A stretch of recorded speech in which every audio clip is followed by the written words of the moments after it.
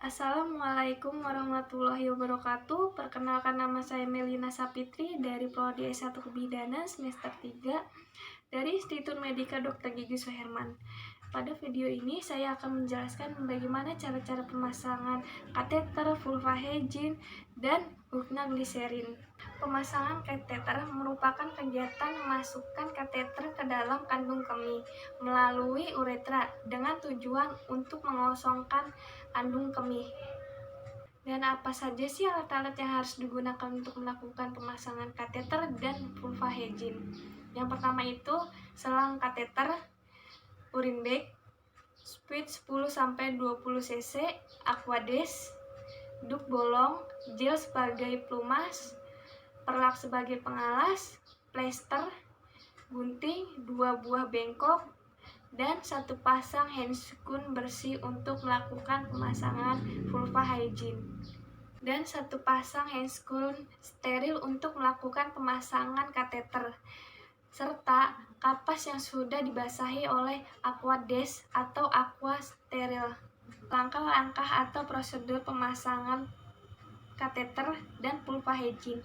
Yang pertama itu mencuci tangan dengan 7 langkah.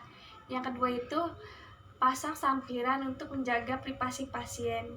Yang ketiga itu komunikasikan dengan pasien dan meminta izin kepada pasien bahwa kita akan melakukan tindakan pemasangan kateter dan vulva hygiene.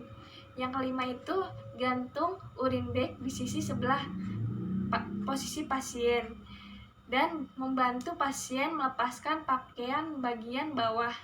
Yang keenam itu mengatur posisi pasien dengan posisi dorsal recumbent. Yang ketujuh itu pasang perlak sebagai pengalas. Yang kedelapan itu dekatkan mirbekan atau bengkok pada pasien. Yang kesembilan itu memakai handscoon bersih untuk melakukan vulva hygiene. Yang kesepuluh itu meminta izin pada pasien untuk melakukan membersihkan vagina pasien.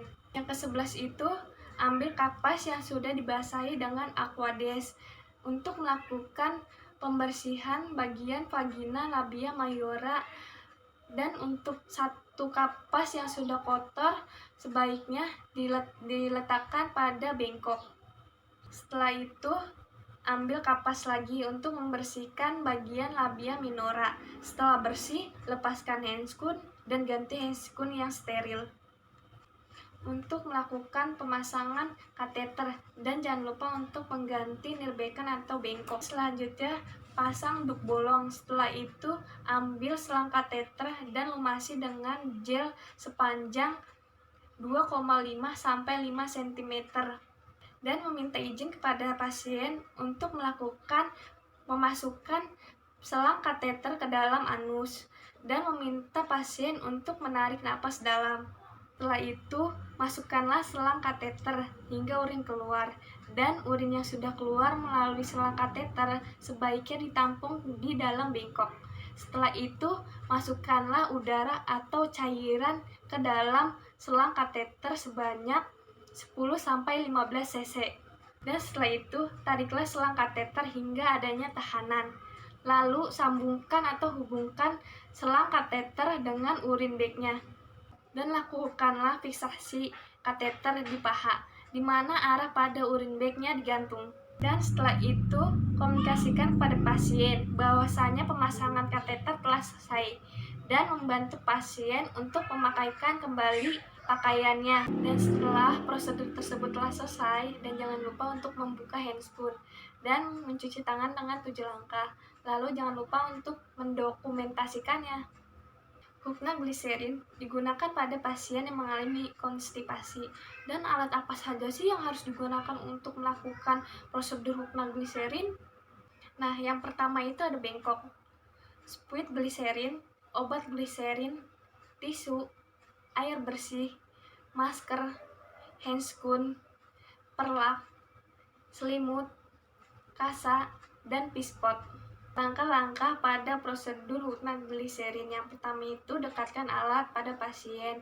Yang kedua itu komunikasikan kepada pasien dan meminta izin kepada pasien bahwa akan dilakukan tindakan hupnagliserin. Yang ketiga itu tutup sampiran untuk menjaga privasi pasien. Yang keempat itu mencuci tangan dengan 7 langkah. Yang kelima itu memakai APD, alat pelindung diri seperti masker, handscoon, Scott.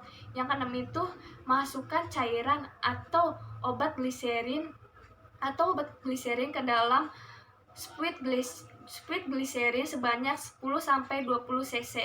Dan setelah itu bantu pasien untuk melepaskan pakaian bagian bawah. Dan setelah itu atur posisi pasien dengan posisi sim kiri atau sim kanan. Pastikan bahwa cairan gliserin keluar untuk melumasi ujung spuit gliserin. Setelah itu masukkan spuit gliserin ke dalam anus pasien dengan cara perlahan.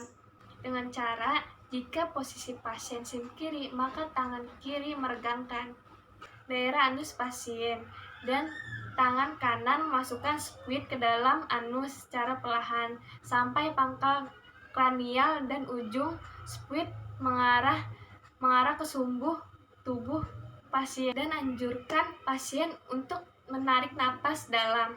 Setelah itu, komunikasikan kepada pasien bahwa tindakan gliserin tersebut telah selesai dan meminta pasien untuk menahan rasa ingin defekasi. Maka posisikan pasien dengan posisi dorsal recumbent. Setelah itu pasang pispot di bawah anus, di atas perlak. Dan setelah itu tunggulah sampai selesai defektasi.